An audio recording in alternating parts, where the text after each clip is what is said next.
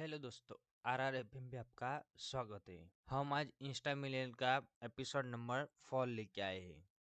Lucky new city bank से अपना supreme card लेके निकल रहा था। असल में उसे क्लास में जाने में से देर हो रही थी, इसलिए वो यास्मीन को सबक सिखाए या कुछ कहे वहां से जल्दी से निकल गया था। लकी दिल्ली यूनिवर्सिटी के कॉलेज में पढ़ता था। जैसे ही वो कॉलेज के अंदर दाखिल हुआ, उसके पैर एक कीचड़ से भरे गड्ढे में पड़ गए। ओह शिट, उसने अपने आप से कहा और अपने जूतों को पास की सड़क पर साफ करने लगा। वो कॉलेज एडमिनिस्ट्रेटर के दफ्तर के ओर देखकर उसे कोस रहा था। कॉलेज की सड़कों पर इतने सारे गड्ढे हो गए थे कि लेकिन वो लोग एक भी गड्ढा भरवा नहीं रहे थे। जब भी लकी इस चीज़ की कंप्लेन करने के लिए वहां जाता तो वो लोग इसे ये कह देते थे कि फंड ही नहीं है। उसने जैसे तैसे अपना जूता तो साफ कर लिया था, लेकिन वो अपनी पैंट पे लगी कीचड़ के लगे दाग को साफ नहीं कर पाया था। वो बाथरूम की ओर जा पाता इतने में ही क्लास की घंटी बज गई। वो भागते भागते क्लास में पहुंचा। दरवाजे के बाहर से ही प्रोफेसर मिश्रा वो पोडियम पर आ गए थे और उन्होंने आज के लेक्चर की शुरुआत भी कर दी थी। जैसे उनकी नज़र बाहर खड़े लक्की पर पड़ी तो उनकी आंखें निराशा से भर आई। इधर लक्की का सिर भी शर्म से झुक गया था। उसे अंदर ही अंदर बुरा लग रहा था। कॉलेज के जितने भी प्रोफेसर थे उनमें से कमलनाथ जी को लकी सबसे ज़्यादा पसंद करता था। बाकी प्रोफेसर ये बात जानते थे कि पढ़ाई के साथ साथ जॉब भी करता था, इसलिए उसका पढ़ाई में ध्यान नहीं था। इसके लिए वो भी लक्की पर ज़्यादा ध्यान नहीं देते थे। कुछ लोग पूरी क्लास के सामने उसका मजाक भी उड़ाते थे, लेकिन कमलनाथ जी ऐसे प्रोफेसर थे जिसके साथ बराबरी का व्यवहार करते थे। लकी बिना कुछ कहे वैसे ही अपना सिर नीचे झुकाए क्लास में दाखिल हो गया। जैसे ही उसके पैर क्लासरूम में पड़े, सभी लोग उसकी ओर देखने लगे। अबे, ये फटीचर कब से लेट आने लगा? सूरज पश्चिम से उग सकता है, लेकिन ये कभी लेट नहीं हो सकता। आज क्या होगा इसे? एक लड़के ने उसे लक्की को चिढ़ाते हुए कहा। अबे यार, इसकी पैंट तो देख, कितनी गंदी है। भाई, क्लास में लड़कियां भी होती है, कम से कम उन कपड़े तो ढंग के पहन के आया कर। दूसरे लड़के ने कहा। उसकी ये बात सुनकर उसकी बैठी हुई लड़की हंस दी और बोली, अरे, कहाँ से पहन कर आता? कपड़े के लिए उसके पास पैसे तो है नहीं, उसके पास यही तो कपड़ा है, यही बहुत है उसके लिए। सभी लोगों ने बहुत ही फख्तियाँ कुसनी शुरू कर दी थी। हर कोई उसके ऊपर कुछ ना कुछ कही जा रहा था। ऐसा नहीं था कि लकी ये सब आज ही सुन रहा था। इस तरह की फख्तियों का सामना वो रोज करता था। रोज ऐसी बातें सुन कर बुरा लगता था, और आज भी उसने अपना सिर नीचे तो झुका लिया था। आज उसके चेहरे पर एक मुस्कान थी। इन लोगों को पता नहीं था कि वो अनलकी लकी आज लकी कितना होके आया है।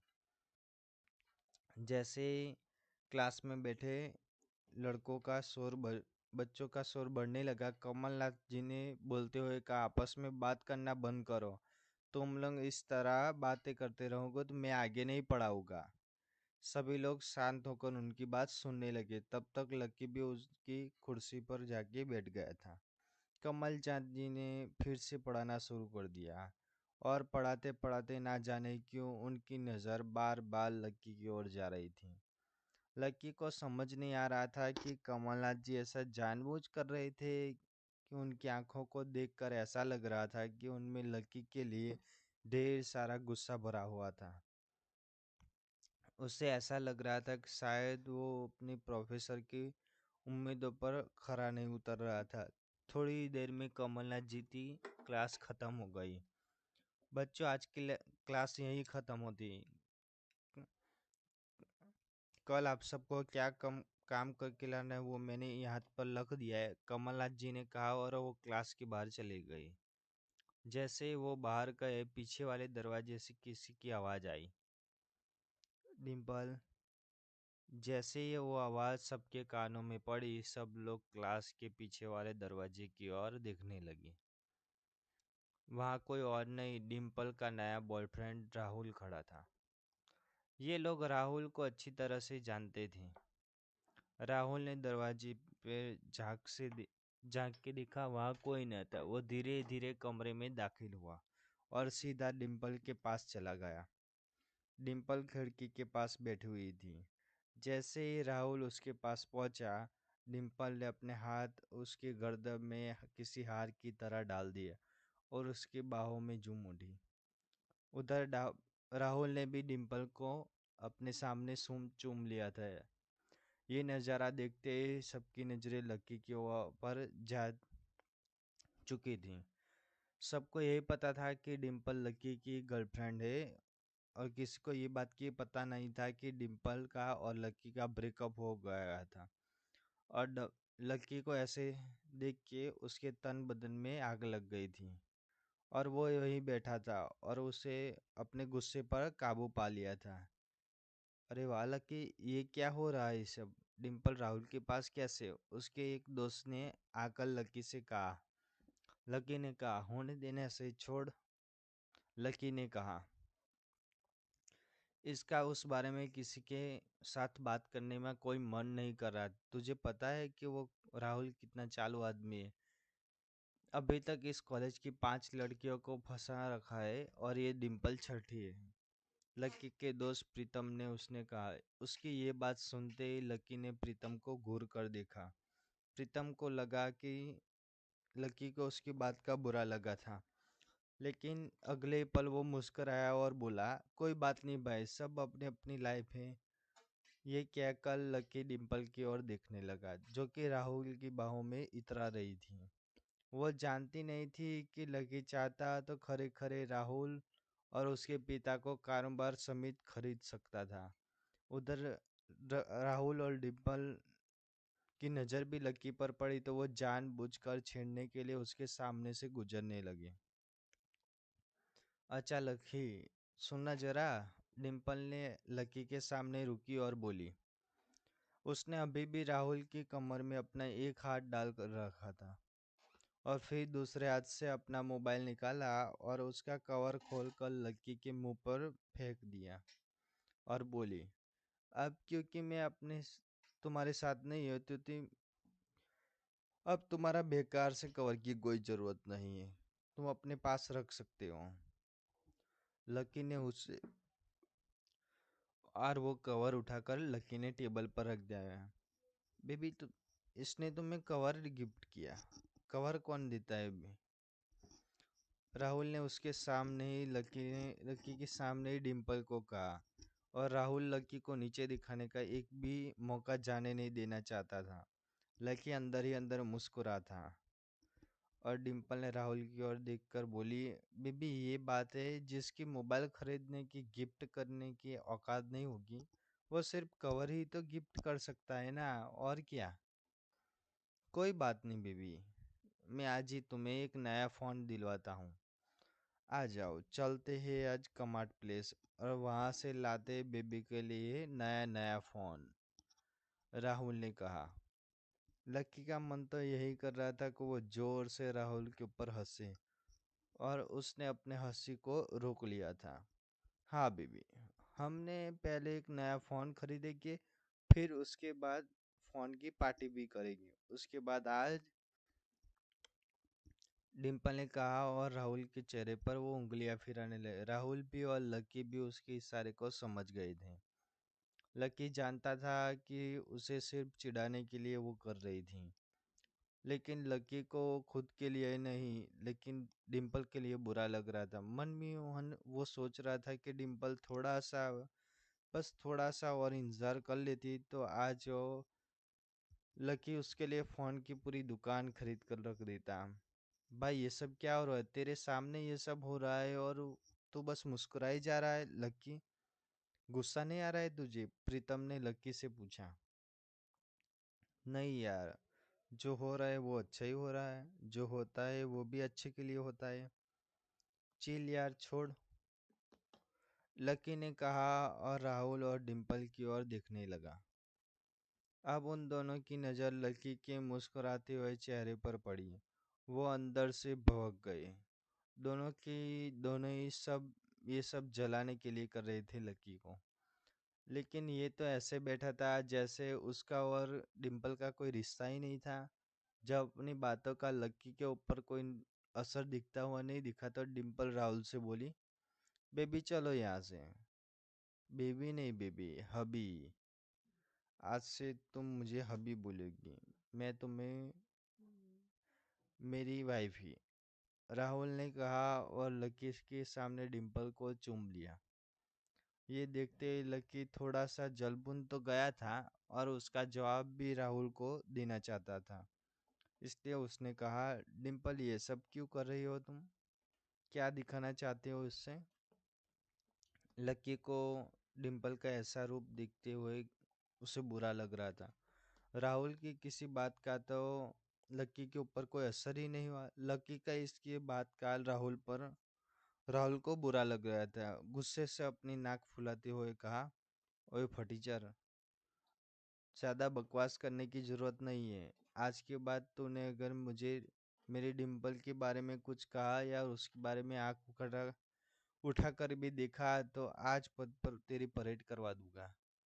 रहने दे भाई, उसकी ज़रूरत तो नहीं पड़ेगी। मैं खराब चीज़ ना तो देखता हूँ ना ही उसके बारे में बात करता हूँ। लकी ने कहा और फिर से प्रीतम की ओर देखते और हंसने लगा।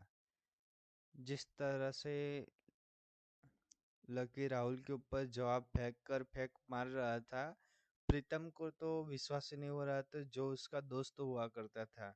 और उधर राहुल उसका जवाब सुनकर लबरेज हो रहा था। और राहुल उसका गुस्सा बढ़ा रहा था। इतने पीछे एक लड़के की आवाज़ आई, डिम्पल। सब लोगों ने फिर से उस आवाज़ की ओर देखा। वहाँ पर वो थोड़े छोटे कद की एक लड़की खड़ी थी और वो गुस्से से डिम्पल की ओर देख रही थी। उसकी आंखों पर चश्मा लगा था, उसके बाल खुले हुए थे। अब तू हद से आगे बढ़ती जा रही है डिम्पल। लकी जैसे लड़की को छोड़कर एक नंबर के लफंगे बाज लड़की के साथ पड़ी है। तुझे कॉलेज के किसी डब्बे में जाकर डूब मरना जाए।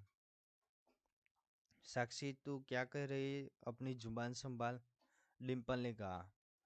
राहुल के बारे में बुलाई नहीं, लकी के बारे में अच्छी बातें सुनकर डिम्पल का मन खराब हो गया था। जब डिम्पल लकी के साथ थी तो साक्षी से भी अच्छी दोस्ती थी। साक्षी एक बहुत ही सुलझी हुई लड़की थी।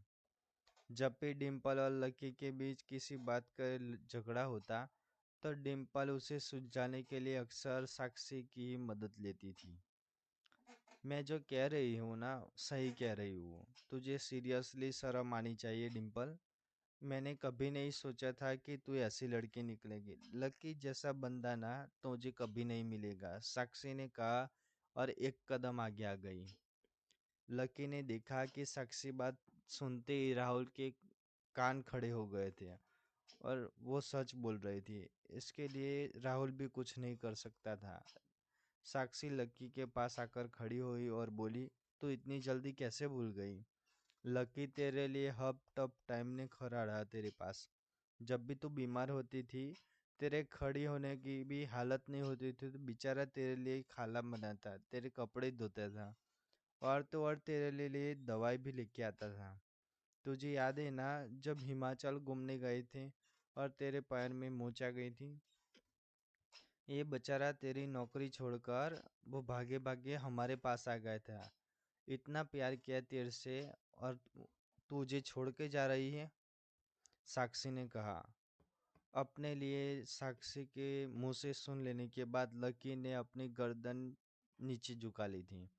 उसे डिम्पल के साथ वो बिताए हुए याद आ रही थी। डिम्पल के ऊपर वो जान छिड़कता था। उसका बस चलता तो डिम्पल को अपने हथेलियों कर लेकर घूमता। भले उसके पास उस वक्त वो पैसे नहीं होते, फिर भी वो डिम्पल की छोटी से छोटी डिमांड पूरी करने के लिए वो जान लगाना था। जो कहा डिम्पल ने उसके ऊपर फेंक कर मारा था, उसके लिए उसने 3 दिन तक ओवर टाइम किया था।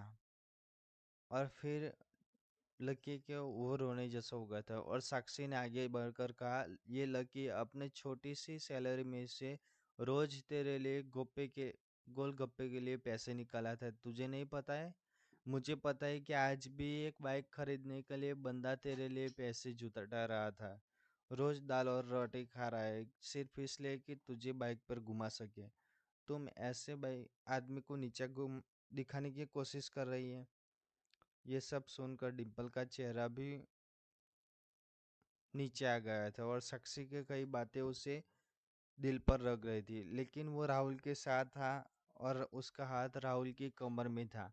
वो चाह कर भी राहुल के खिलाफ ना कुछ सुन सकती थी ना कुछ बोल सकती थी, इसलिए उसके बचाव में कहा, हाँ तो ये तो उसका प्रॉब्लम है ना, मैंने उससे पहले ही कहा। मैंने कहा था कि मेरा प्यार अफोर्ड नहीं कर पाएगा, ये मेरे साथ क्यों आगे बढ़ा इतने। मैं आज चीज सैंडविच खा रही हो तो मैं बिना घी वाली रोटी क्यों खाऊं? लकी डिम्पल की ये बात सुन रहा था। इससे पहले वो कुछ जवाब देता, अचानक ही उसका फोन बज उठा। उससे मोबाइल निकल कर दिखा तो किसी अनजान नंबर से उसके फोन आ रहा था। साक्षी और डिम्पल की बहस हो रही थी, लकी फोन उठाने से वहां से निकल गया। देखा कितनी बदतमीजी, उठकर चला गया, चलो अभी। डिम्पल ने राहुल के हाथ को कस के पकड़ते हुए कहा और निकल गया। इधर फोन कर लकी कुछ बोला उसके पहले ही RRFM पे आपके आगे स्टोरी सुनने के लिए लाइक, सब्सक्राइब और फॉलो कीजिए।